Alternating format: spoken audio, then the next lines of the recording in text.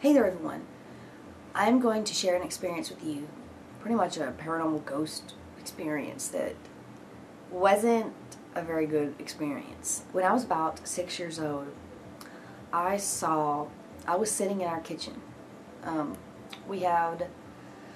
It's like the kitchen was here, and then you have like a dining room here, and then the living room was here.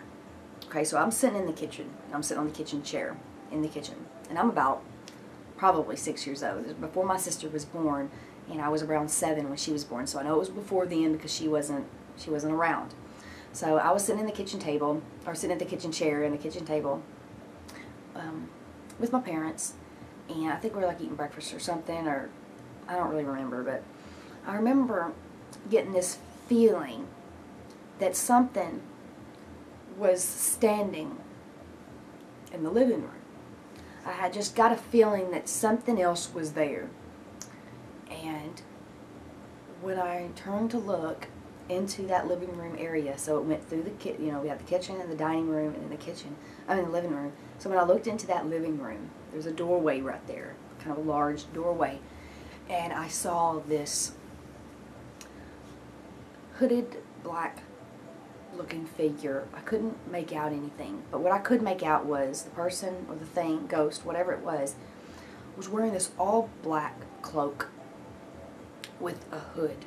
And I almost, and sounds crazy, but I remember seeing, it looked as if it was a skull face. I mean, what I saw at the time and what I still believe I thought I saw was some sort of a Grim Reaper style figure, because,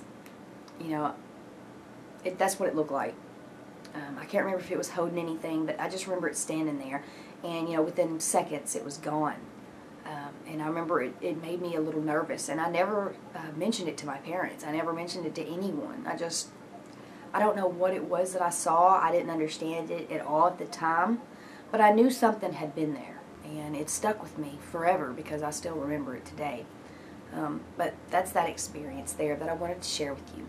This is all going to take place when in 1995, when I was about 14, 15 years old. Okay? Alright. Now, my dad had his Ouija board. Now, this is just a Ouija board that you would buy. It's like the Parker Brothers Ouija board, just the normal style you buy, but he had it since the 70s. So one night I had a friend come over, and my friend's name, we'll just call him John, okay? John came over to the house, and we were really good friends. We still are friends today. But he came over, and we decided we wanted to play the Ouija board, just for fun, so we got it and we played it, and it was all fun and games, at first. It wasn't, we didn't get any kind of bad vibes from playing, and we were, just asking it the normal questions like, what's your name? Where did you die? What are you doing here? Things like that. It just kind of kept spinning. It never really would answer any of our questions, but we asked it if it had anything it would like to tell us, and the thing that it spelt was CHAIN, chain. And so we kind of look at each other like, okay, he must have died by a chain. So we asked him if he died by a chain. He goes to no. So we asked it, well, what is your name? What it spelt out was Zero, Z-E-R-O. It said that was his name. At this point, when we first started playing, we just was thinking, we've just got a little friend here we're talking to. Nothing wrong gonna go on here. And this is also before I started protecting myself in any type of white light or asking for protection and things, because I was very young and didn't really understand the stuff. I mean, I hadn't even started studying Wicca or anything like that at this point. Things start to get a little weirder on October 31st, 1995, on Samhain night. Me and 5 other friends, so there's 6 of us, decide to go trick-or-treating in the neighborhood. So we go out, we go trick-or-treating, and we decide to come back to have a seance and play the Ouija board afterwards. So we go to my parents' house, and we set up in my bedroom. We get us a table out. We all sit around, and we all join hands. Oh, well, we got our candles lit too, so we all join hands. and we start asking the board that we want to contact you, we want to speak with you, you know, things like that. So we start to play, and it starts to spin, and we asked, you know, who are we speaking with, and it tells us we're speaking to Zero. So we're like, wow, okay, so we contacted this guy again. So basically, we went ahead and we asked Zero if he had anything he'd like to tell us. It went to yes. And then he began to spell chain again. So he spelled C-H-A-I-N. And we said chain, and it said yes. Okay? And then it spelled it's beginning. We really thought that maybe this guy had died from a chain, and he was trying to send us a message and trying to tell us about it. So that, I mean, we were thinking maybe there was a chain somewhere we needed to go find, because maybe that would help the spirit move on. And you got to remember, I'm only about 14, 15 years old at this time, so I wasn't really understanding of, you know, what was going on here. After it spelled its beginning and spelled chain, me and my friend that had played the other night, we were the only ones that had heard about the chain. So a couple of my other friends that was playing also that night that hadn't heard about that yet started asking the man, well, did you die by a chain? And, you know, it said no. We said, well, what do you need to tell us about the chain? And all it would say is, it's beginning. All of a sudden, one of the candle flames just goes out. And that freaked out a couple of my friends. You know, they lift their hands up like, oh my God, what is that? What just happened? You know, they're freaking out. So it broke the concentration. It broke what we had going on right then. So we told the spirit, you know, we have to go. And we ended that session, and that was the end of that session on Halloween. Alright, so me and my friend, John, didn't play this board again till November 12th. Let me make sure. Yeah, November 12th, 1995. And when we played this night, we really thought we might have a friend here. You know, we were asking it questions. He was giving us advice. Seemed to be telling us stuff that really would make someone happy. So, you know, just kind of feeding us pretty much lies. Back then we didn't know this, but I know this now. You know, just feeding us lies. You know, like we would ask it a question, you know, and he would give us an answer. Like I remember one time asking, you know, and is that one boy from the skating rink going to ask me out? And he would always tell me, he'd say yes. All you got to do, you know, you got to call him. So it's something like, call him Wednesday, and the plans will be set for Friday, or something like that. When I called the boy on Wednesday night, and to see what he was doing and everything, he mentioned to me, he was like, hey, are you going to be up at that skating rink on Friday? I really want to see you. And, you know, that lit my face up. I was so excited. I was thinking, well, it's working. You know, the Spirit is just so on our side. He's helping us.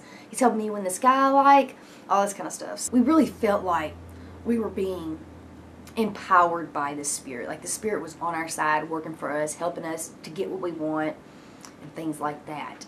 But one thing that it always kept doing, and that night on November 12th, it also still spelt chain. And it's beginning. That's the thing that it would always say at the beginning times of us playing was chain, it's beginning. And we didn't know what it was. It wouldn't tell us yet. So we just thought that in time it would tell us. We played the board a lot after that time with various friends and enticing this spirit ghost. You know, basically, we thought he was helping us, and we thought we were helping him. All in positive ways. So, because we didn't think anything evil was coming of this, but it's going to start getting a little weirder now. Okay? Basically, after about 3 months went by, we'll say we're probably in January, February-ish now. You know, we're still playing it. We played it a lot. We play it almost every weekend. We're taking it over to friends' houses. We're, you know, trying to get other people involved and speaking with the Zero, and you know, just trying to get more people involved with this. There's more things going on. More people are playing. More people are speaking of Zero. More people are asking if they can speak to Zero, you know, at home. If they can make their own Ouija board and talk to him. You know, it's just really kind of building up. And so now I'm going to kind of pretty much skip to the 3 months after, in February-ish, and begin to speak a little bit about some of the negative things that began to happen to me and some friends. So basically, this ghost spirit started to be almost trickster-like, tricking us to believe things that wasn't true. Like it would, like for instance, it might say, you know, yeah, you're going to be going out with that boy on so-and-so date and stuff, and then come to find out that day was actually a day that he would break up with me or something. So, you know, there was lots of negative things going on, you know, back and forth. I remember starting to really feel more negative inside. I was being short-tempered, getting angry easily, going off on people, being very rude, not really participating in my classes correctly at school.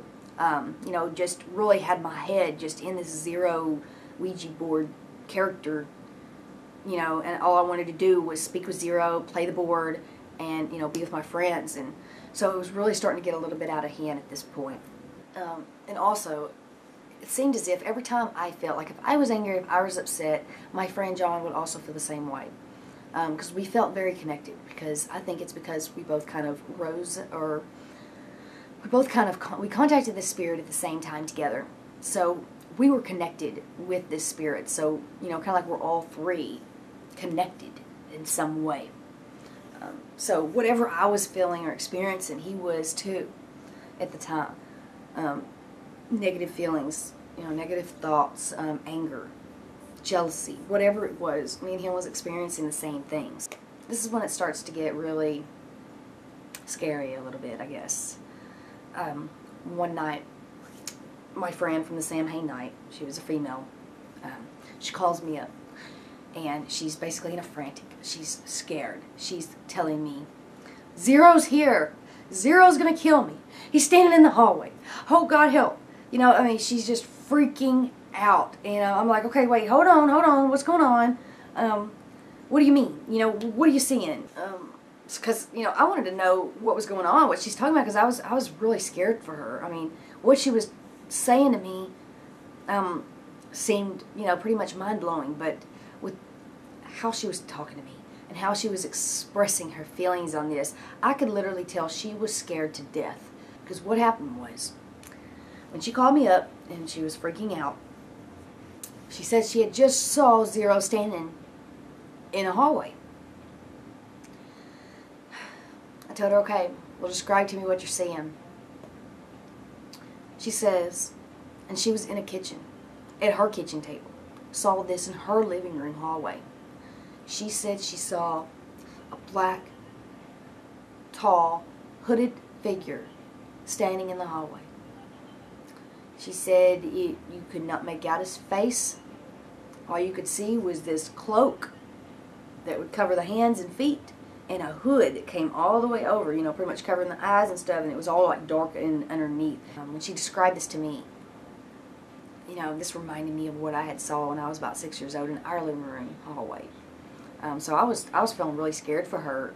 You know, I was telling her, well, just calm down. I'm going to call John on three-way, and we will, let's let him know what's going on here, and maybe we can figure something out. So we called John up, and she told him everything on three-way. I knew that by the way she was expressing herself and discussing this was a, you know, a scary thing for her. And, you know, you can imagine, I mean, seeing that type of a figure, it sounds evilish, you know, or very negative. So basically, the next day after that incident with my friend seeing the spirit in her house, John decides to come over after school, and we're going to play the board again. And we're going to ask it if it went and visited our friend from the other night. So we sat down and we asked it, hey, you know, did you go and visit our friend the other night from Sam Hain, the seance night? And it said yes. I mean, it was super quick to go to yes. I don't even think it even gave a second. I don't even think we were probably even still in the middle of the sentence when it went to yes. So after it said yes, that it was there with my friend that the other night at her home, it said the chain has begun. And, you know, we're looking at each other, and I mean, we're getting a little bit scared here. We really just are not sure what to think or make of this anymore. So we asked it, what do you mean the chain has begun? And it just kept spinning. It never would tell us. So at this point, we started to kind of get the feeling that We are not dealing with a positive energy spirit here. We are dealing with some type of negative, evilish entity that is feeding off of our energies and growing stronger with each and every day and each and every person that we get involved in this board playing. So basically we figured it out that what chain really meant was the more people that got involved in playing the board, the stronger this entity became. The chain, meaning, you know, how each link in a chain is connected, and it keeps, you know, you can keep adding to it, and it can get bigger and bigger. That's basically what it was. It was a link. Me and him, who started the board playing. It started something that was not good. And then each person that came and played and participated, each added a link on. So it started to form a chain, which is what the Spirit was trying to tell us. The chain is beginning.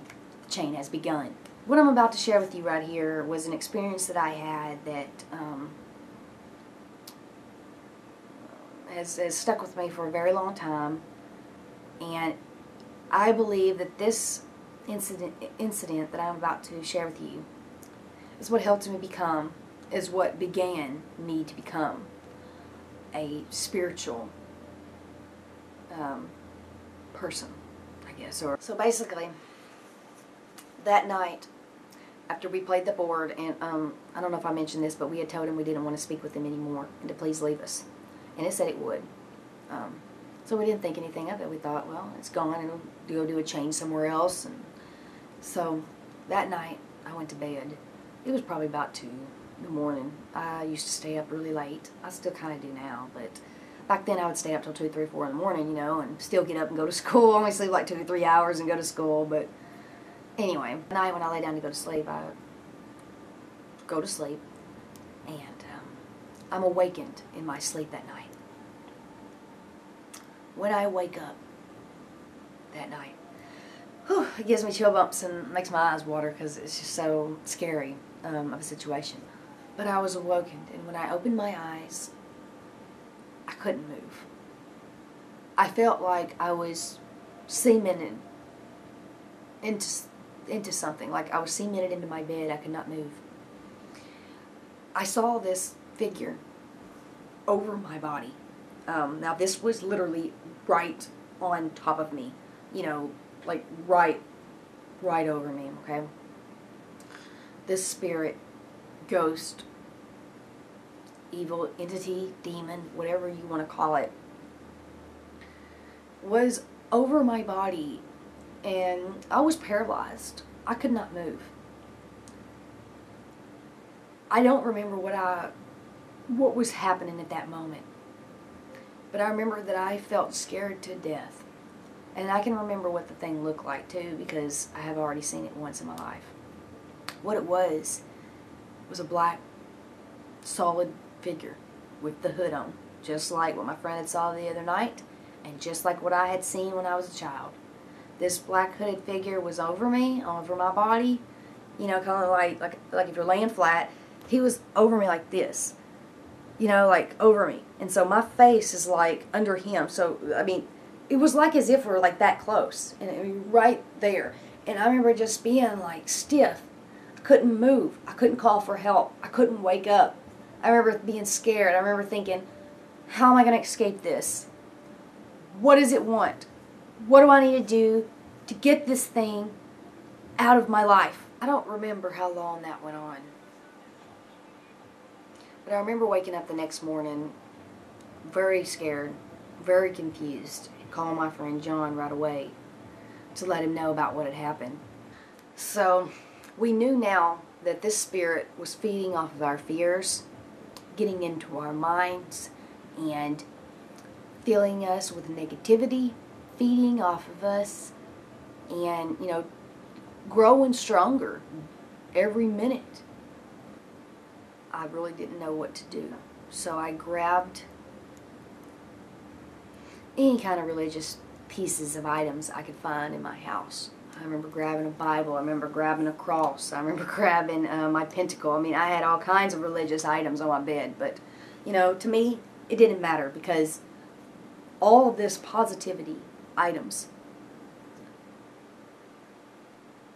helped me to connect to the greatest divine, to rid this from my life. So I had everything with me. And I started to pray. And I started asking, please, God, the greatest divine of all, fill me with your positivity. Fill me with your light so that I can protect myself. And I can become more stronger and conquer this evil entity to get it out of our lives. And it worked. I'm telling you, you can't beat this. You are forced to leave now. You cannot be a part of our life anymore.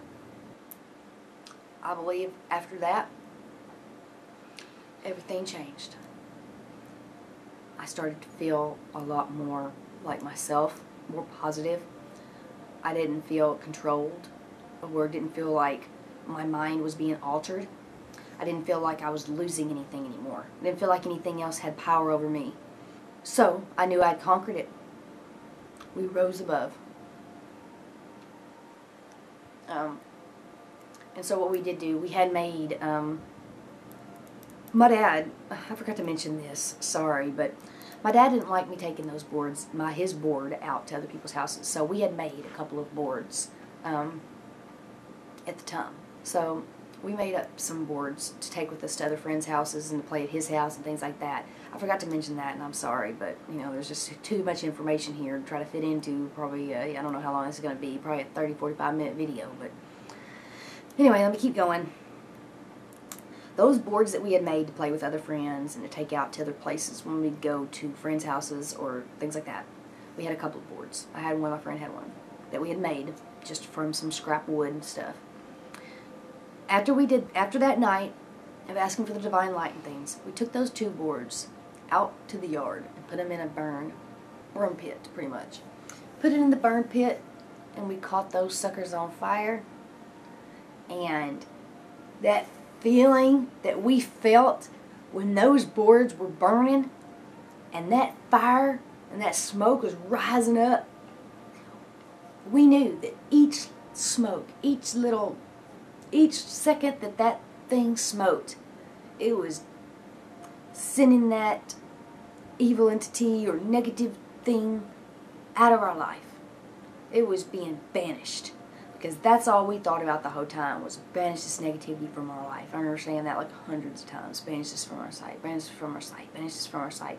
And, you know, that went on, I think we were probably out there 30 minutes till the boards finally burned down to complete ash.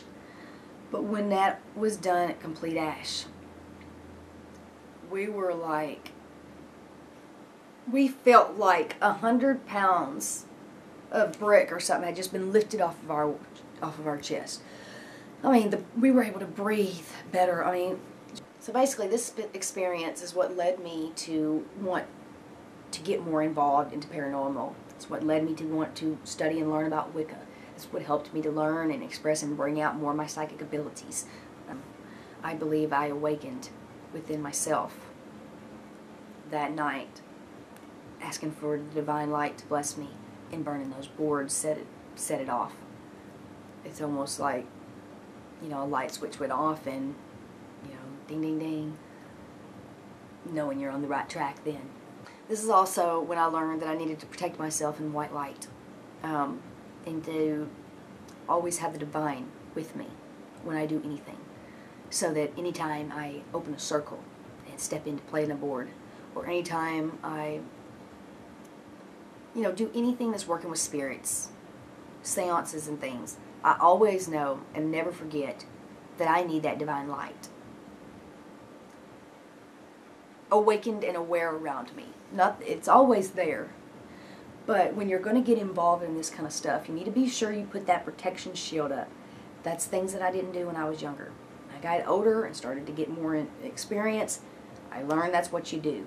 I wasn't really sure about making this sort of video, but after watching Ego Killer 81's video and seeing her express her experience like this with the sleep paralysis, and it's an amazing story if you haven't watched it, I highly recommend you check her channel out. After seeing her experience, I felt, you know, it's only right for me to share a little darker side of an experience I had. So that's my story. Technically, this story should have went, I guess, before all the other ghost stories, but that's okay. I mean, it's not like this is, you have to have watched the others to know this, and it's not like you have to watch the other ones to know this story. They just kind of all connect, and it's just sharing parts of my life with you all and things that happened. But anyway, I guess I'm going to go ahead and end it now. And I truly appreciate everybody who sat and watched this. I know it's long, and I know that it is a touchy subject for some, and I know that it's a little bit scary. But anyway, it's long enough, so I'll see you guys later. Blessed be.